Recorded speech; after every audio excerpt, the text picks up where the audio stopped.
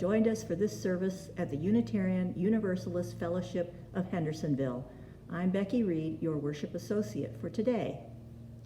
You are welcome here, visitor, friend, or longtime member. You are welcome here with your family or partner or lover or alone. We joyfully welcome you here today.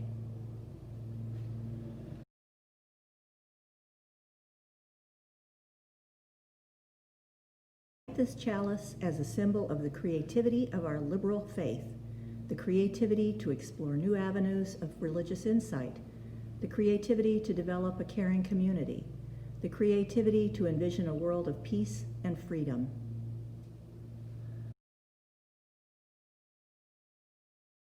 Hi, Judy Bonner, facilitator of your newly formed Allies for Racial Justice team, here again to remind you to register for our virtual racial justice workshop on 3 Mondays in November, the 9th, 23rd, and 30th, from 6:30 p.m. to 8 p.m. The presenters, Reverend Michael Carter and Reverend Judith Long, facilitated an excellent workshop on this topic a few years ago. This new one promises to be timely, relevant, and challenging. We will discuss anti-racism, white privilege, and white fragility. We will learn how to become an ally in the struggle for racial justice. Each session will include a presentation followed by a discussion in smaller breakout groups. Mark your calendars. This is a conversation we all need to have. To join this powerful workshop, please send your name and email address to judybonner1@outlook.com and with the word workshop on the subject line. We will reserve your space and send you a reminder and the Zoom link before each session. Thank you. Now we turn our hearts and minds to this time together. Today's service is about the wounded leader, the one in whom power is entrusted, but only as an implement for justice, equality, and unity. It's about the humility and confidence, suffering, and overcoming that justifies the sacred investment of power. We begin with a reflection on just this kind of leadership. Scholars say resilience and the ability to sustain ambition in the face of frustration are at the heart of potential leadership growth. What characteristics of leadership do Abraham Lincoln, Theodore Roosevelt, and Franklin Roosevelt share in common? All experienced some form of trauma and loss that led them to work hard to overcome these life experiences. All dealt with major societal crises during their presidencies, and all were skilled mediators who knew how to bring everyone to the table. In other words, these leaders used personal tragedy and struggle to strengthen their resolve to make the world a better place for future generations.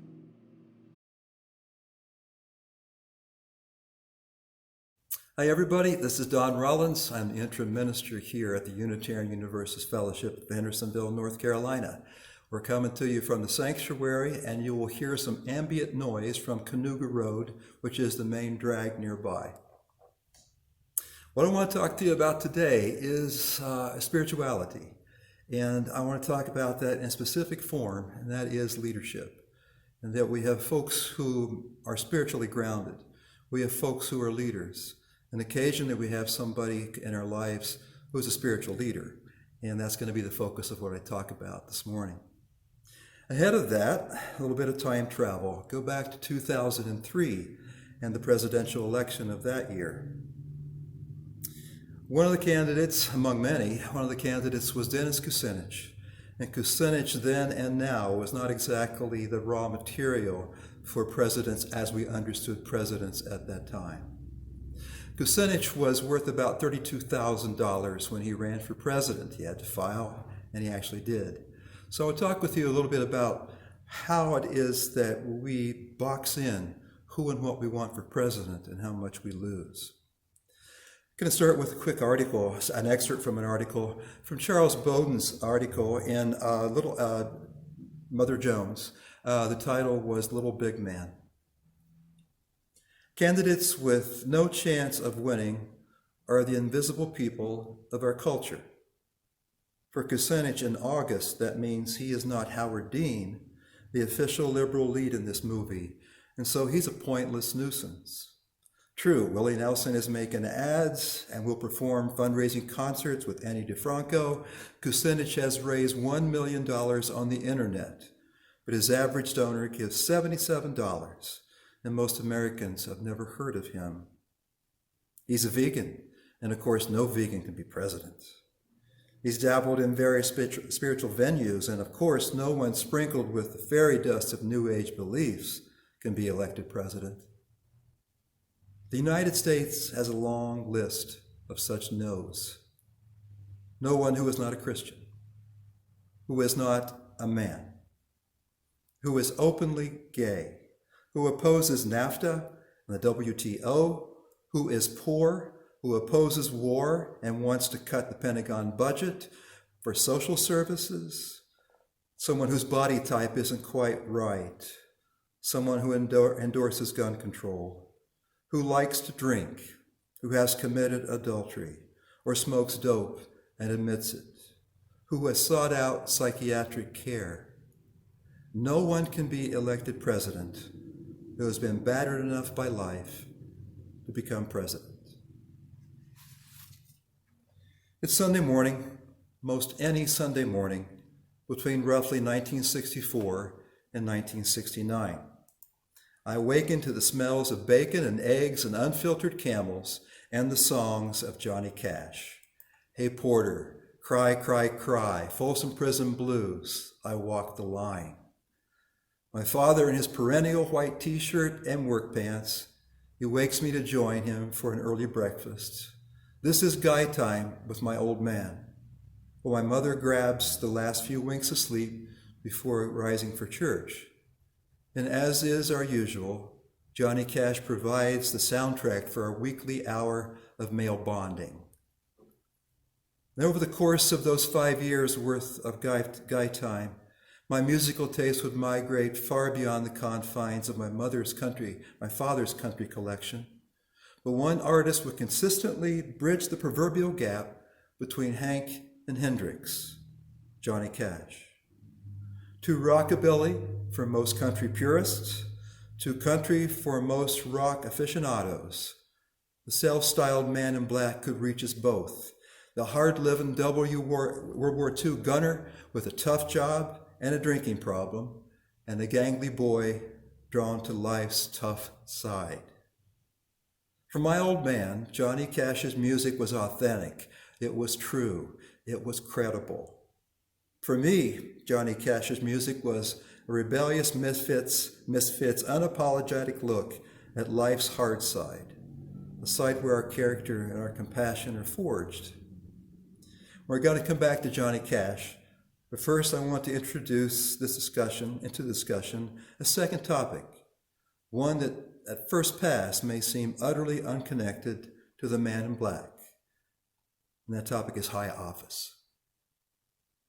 Don't know if you've been watching the news lately, but there's going to be a presidential election in 9 days. Whatever the outcome, will at least be mostly beyond political ads and yard signs. We'll be free of some of that for at least the next 2 years. So forgive the skepticism, but the real loser in the upcoming election may be what's left of our collective political hopefulness. Our trust that even if the candidates themselves are less than stellar, the process itself surely remains above question. But that's not always the case, and that's not the case right now. Speaking for myself, it's not that I enjoy political pessimism. I want to feel hopeful about my leaders. I want to feel the certainty of conviction that seems to be the very ethos of patriotism as defined by many of those political leaders, left, right, and whatever remains of the center. Truth be told, I want to feel part of a great moment in time. I want to be part of a great country, and I want to feel hopeful. But I don't feel hopeful right now. So, if my Orwellian cynicism continues right up to November 3rd, I think I'm going to go the write-in route. Undaunted by certain challenges surrounding his candidacy, if I can identify no viable candidate whose vision for America stirs my soul, I'm voting for the ultimate write-in candidate, Mr. Johnny Cash. Now, some of you practical left-brain Myers-Briggs thinking types might suggest that Johnny Cash is not an appropriate choice for the presidency, given that A, he showed no interest in the office, and B, he's dead as a carp. Setting aside the admittedly problematic issue of his demise, you may be wondering why anyone would posit Johnny Cash as presidential material. 2 reasons. First, that wild child turned weary old man knew that if there's a purpose behind what this crapshoot we call life, then we're here to grow an honorable soul. And second, based not just on his music, but how he parlayed that fame into service to others, he knew the purpose of an honorable society is to ensure that everybody has a fair shot at justice and life. Those qualities alone may not qualify Johnny Cash for a run at the White House, but in my book, it's a pretty good start. But Johnny Cash has long presented a problem to urbane religious liberals. While he may have commanded our distanced respect for his open struggles and willingness to take on social issues, back in the day, most of us gravitated to the more hopeful lyrics of some of Cash's contemporaries, Pete Seeger or Holly Near, Joan Baez, Peter, Paul, and Mary. In contrast, Cash was consistently gritty. It was almost impossible to peg. And as a result, so many of us, a part of this tribe, still haven't had much exposure to Johnny Cash, or like the country purists who deemed him too rock, the rock aficionados who thought him too country, were not quite sure what to do with him. So maybe what we got to do today is listen to Johnny Cash. If time permitted, we'd consider some of the many subplots of Cash's life, but let me provide non-fans with just enough context to appreciate the 3 pieces you're going to hear. Cash was born to 2 Arkansas sharecroppers at the height of the Dust Bowl days. His mother was an evangelical Christian. His father converted after the death of their oldest son. Cash grew up picking cotton, listening to Woody Guthrie songs as sung by migrant farm workers. He later swept floors in a Detroit auto plant, served in the Air Force. He was married twice, fathered 5 children. He was jailed 7 times, most of them related to a 9-year addiction to narcotics and alcohol. Contrary to popular belief, he was never in a state or federal prison, but he was well acquainted with more than a few local hooskows. He wrote over 400 songs, 100 of them making it into the country top 40, rock top 40, or both. He's the only person to be inducted into the Rock, Country, and Songwriters Halls of Fame. Collaborated with the likes of Elvis Presley, Jerry Lee Lewis, Carl Perkins, Roy Orbison, Willie Nelson, Waylon Jennings, Chris Christopherson, Bob Dylan, Shel Silverstein, and U2. He made a film about the life of Jesus, hosted his own music show, wrote a book, appeared in 4 movies. And just before his death, the video of his cover of 9 Inch Nails' song, Hurt, was nominated for 9 MTV Music Awards. And influenced by his second wife, June Carter Cash, a likewise outstanding human being and heir to the Carter family musical legacy, he too became an evangelical. And over the course of his adult life, Cash personally corresponded with hundreds of prison inmates. He helped fund mental health programs, autism research, programs for battered spouses, cancer research, Native American causes, the WYCA, animal protection programs, research for burn victims. He suffered from a misdiagnosed nervous disorder and severe diabetes. June Carter Cash died in May of 2003. Johnny died that next September. So now the music.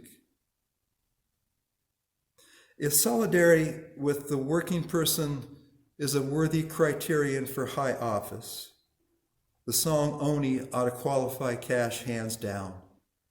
It's an homage to those who put food on their families' tables with their sweat. It's the story of a laborer who, at the end of a long and exhausting factory career, plots to end his work life by punching the overbearing supervisor that has haunted him day and night. And if its story of fisted revenge offends our privileged sensibilities, I'm going to ask you to listen anyway. Listen for the story of the worker, documented, undocumented. Those who are and have always been the backbone of capitalist systems the world over. Think of the right-to-work laws that yet today prohibit workers from organizing for better wages and conditions. Consider the racism, homophobia, sexual harassment that still haunt the American workplace. Think Asian sweatshops, jobs lost to international trade agreements, souls the world over who toil under economic oppression far more damaging than any fist.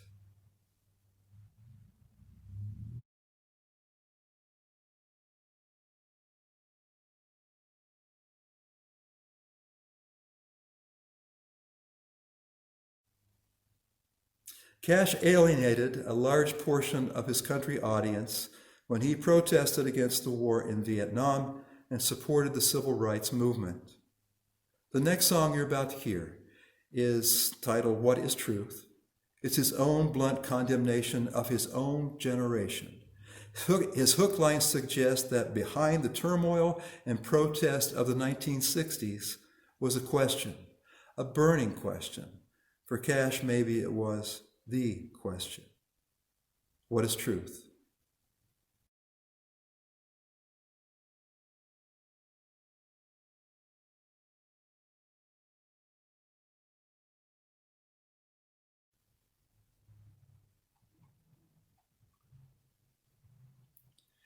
Cash felt a kinship and burden for prisoners that led him to perform dozens of concerts behind four gray walls.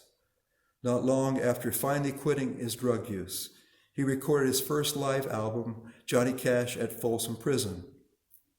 When asked why he chose prison as the context for that recording, Cash said, "Prisoners are the greatest audience that an entertainer can perform for, because we bring them a ray of sunshine in their dungeon, and they're not ashamed to respond and show their appreciation." He continues, "The culture of 1,000 years is shattered with the clanging of a cell door behind you. So you sit on that cold steel mattressless bunk and you watch a cockroach crawl out from under the filthy commode and you don't kill it. Because you envy that roach as you watch it crawl out of the cell and by the door. And your big accomplishment for the day is a mathematical deduction. You are positive of this and only this. There are 9 vertical and 16 horizontal bars on your door." Cash was fond of using prison as a metaphor for struggle.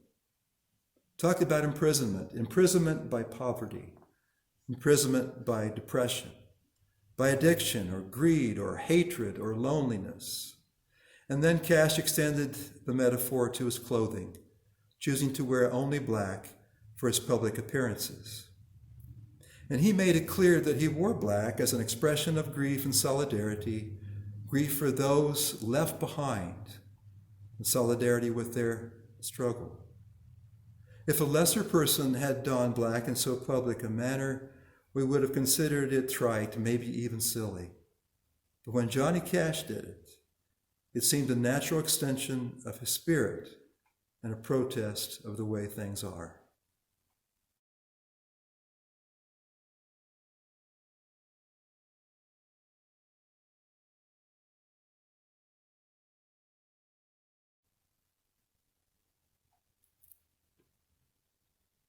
History tells us that entire nations rise or fall in direct proportion to the character of their leaders. I believe good nations, and here I'm talking about morally good nations, have down front, as Cash put it, somebody in black, someone who knows what it is to suffer and muddle through and persevere, someone who understands the color black is in no way to be demeaned, in no way should be treated as a racist term, but a way of talking about where deep things happen, where growth begins. Someone with the humility that comes only of grievous mistakes and the indomitable will to make them right. Somebody who is steadfastly hopeful yet well acquainted with the depths. Somebody whose past is not so clean, whose wounds never quite seem to heal. In an interview not long before his death, Cash was asked about his many songs that describe the hard life.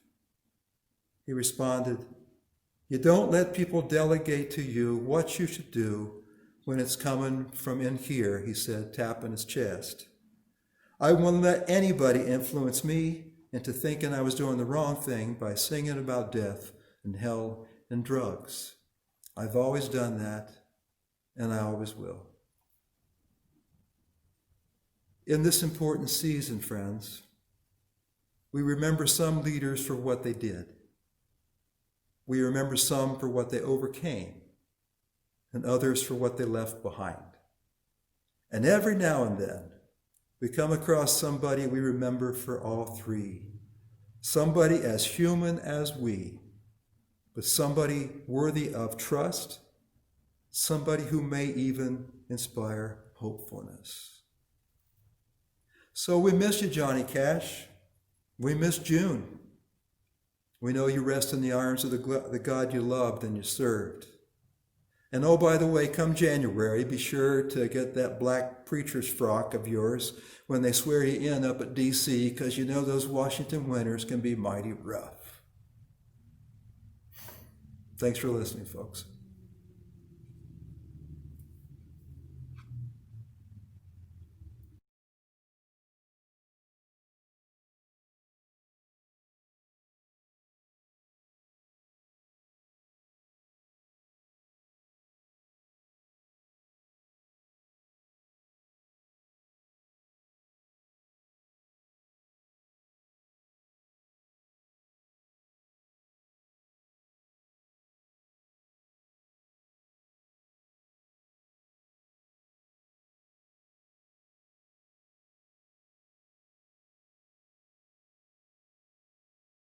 We close this hour with a second reflection for today's service.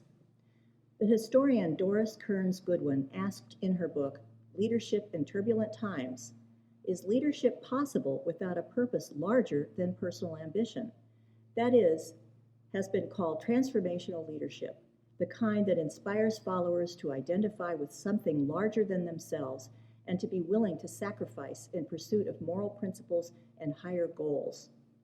One of our Unitarian forefathers, Ralph Waldo Emerson, described his friend Abraham Lincoln at his memorial service as being a leader both merciful and merciless, confident and humble, patient and persistent.